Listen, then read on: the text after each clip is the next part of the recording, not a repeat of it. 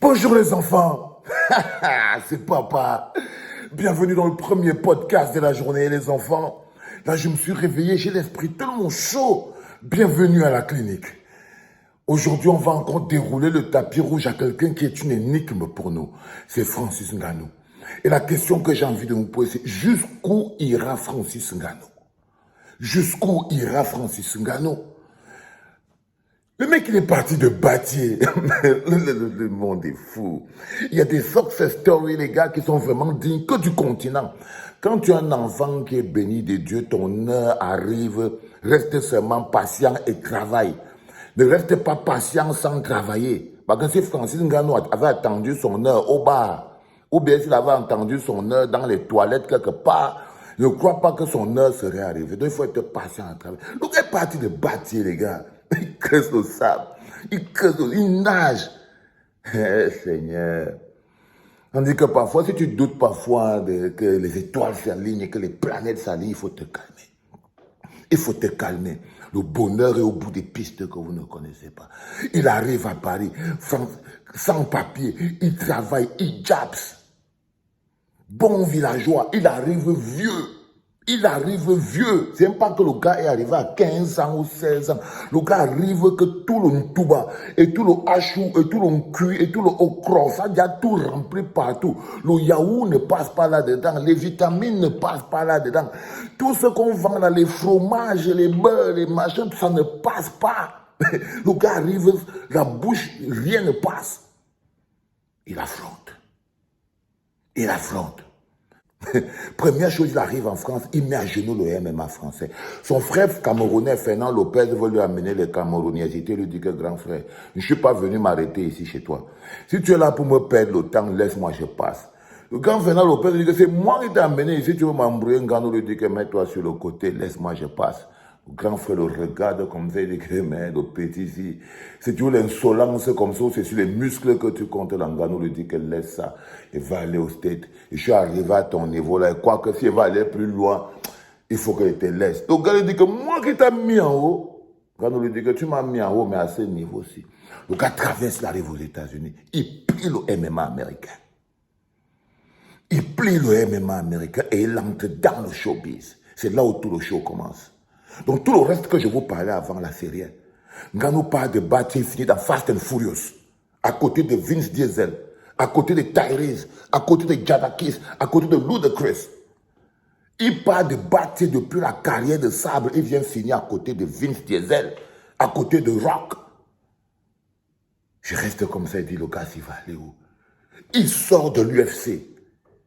Il relève le PFL, seul, avec ses deux mains.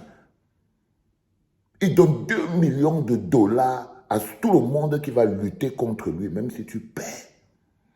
Même si tu perds.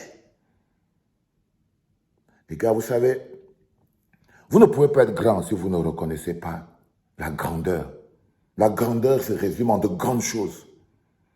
En de grandes choses. Partir de l'UFC, arriver au PFL et monter les enjeux du PFL à ce niveau-là. On est passé au business maintenant. C'est-à-dire qu'on est quitté de Ngannou le musclé à Ngannou le businessman. Il est devenu le patron du MMA africain. Il a créé la première ligue. Il a forcé, il a poussé les mecs du PFL à créer la première ligue professionnelle de MMA en Afrique. PFL Afrique. Il est le patron, le CEO. Là encore, on s'est dit, bon, ça va. Le gars fait un caprice. Pendant qu'on se dit que le petit, si ça va, c'est bon, il est content, il a eu tout, il fait un caprice. Il dit que non. Lui, il voulait toujours boxer depuis. Lui, depuis, en fait, son truc, c'est la boxe. C'est-à-dire que pendant que Ngannou a déjà tout eu, quand tu viens de Batier, tu dis, ça, tu peux quand même t'arrêter. Le gars dit que non. En fait, à la base, lui ne venait pas faire le MMA. Lui, il venait faire la boxe. Lui, il venait faire la boxe. Et là où il est là, même quoi faire, il doit boxer. Quand il a vu tous les gars qui japsent, il dit qu'il peut les japser tous. Les enfants. Il a réussi à avoir un contrat qui lui permet de mener sa lutte MMA, se faire son fric et de boxer. Ça encore, tu peux te dire, bon, boxer c'est businessman. Avec qui il va boxer? Contre qui il va boxer? Il choisit le numéro 1. Il réussit à plier les conditions du numéro 1. Tyson Fury a ses propres conditions. Il réussit à dire à Tyson Fury que là où tu me vois là, frère, à moins que tu n'aies peur que je te bastonne bien, hein, mais il n'y a aucun souci. Je suis prêt à partir avec toi à terre. Il a réussi avec le business, avec le mental, avec l'énergie. Il a réussi à plier une entité qui n'existait pas encore, un mélange de MMA et de boxe. C'est-à-dire que dès qu'il quitte du MMA ici, il va à la boxe. Les gens disaient non, ça ne va pas marcher, il ne va pas s'en sortir. Quelques mois après, l'annonce tombe. C'est-à-dire que pendant que les gens bavardent dehors, lui, il travaille derrière. L'annonce tombe. L'annonce tombe. Boum. Qu'est-ce qui se passe? On dit que non.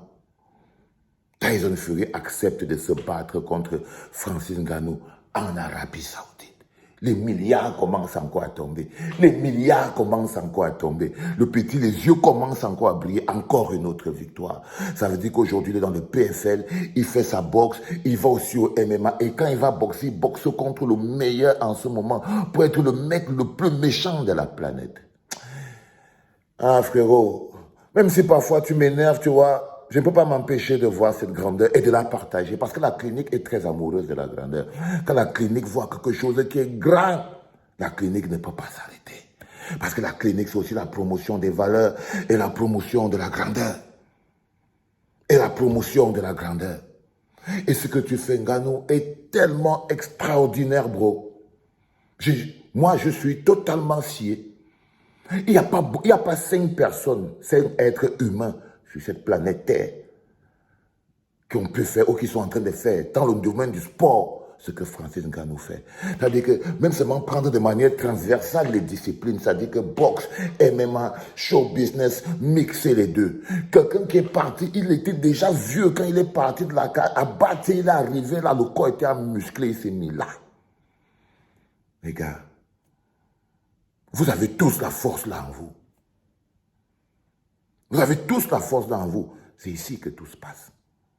Alors quand on croit que c'est réglé, quand on croit que c'est plié et tout, le gars a déjà le combat, il a déjà le lieu. Et là, le show business recommence. Et c'est là où je pose la question que Ngannou va s'arrêter où? C'est en ce moment où je me suis posé la question que ce gars qu'on appelle Ngannou, il va s'arrêter à quel niveau, man? Je me lève et je découvre que côté show business encore, devinez qui sera sur le coin de Ngannou.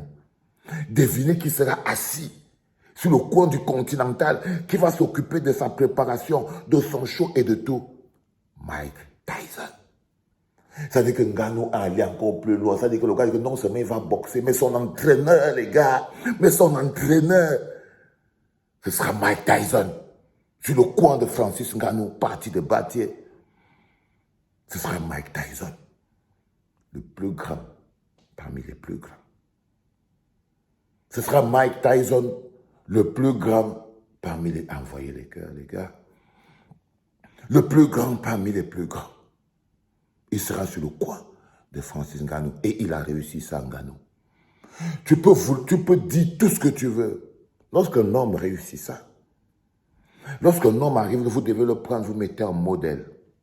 Motivation, détermination.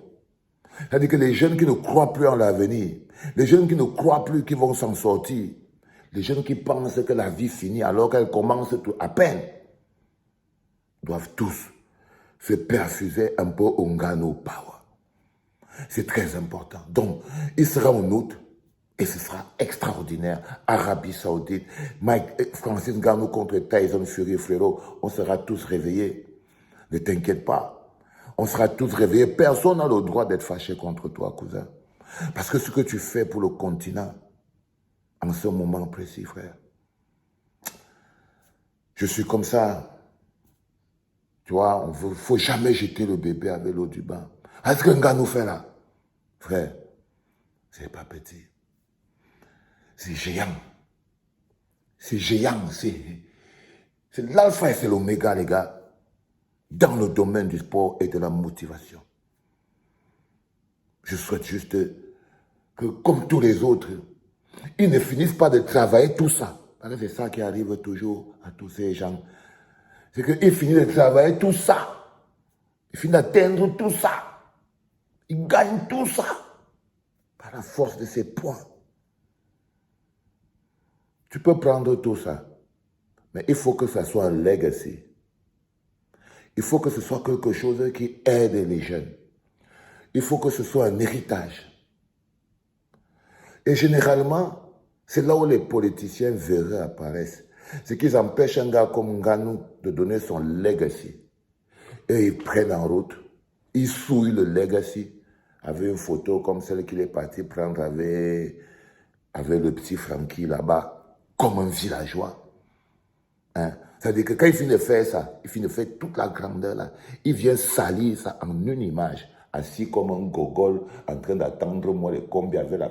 Ou alors en train de placer comme ça là devant Franck, en train de faire... Il prend tout ça, il vient finir tout ça dans une photo bizarre. Wow, les gars. Écoutez, aujourd'hui, c'est Nganou Day. Mike Tyson. On applaudit pour qui, oh. On applaudit pour le continent. J'adore ce pays. Si vous savez à quel point je vous aime, les gars. Si je pouvais seulement vous aimer, c'est tout, sans rien. Just love you, people. Just love you, my people. Just love you. Mais bon, love you guys. Il sera sur le coin de Francis Ngannou, allait écrire ça sur les templates et les tablettes du monde entier. Il était parti de Bâtier, il est venu changer la face du sport. C'était papa.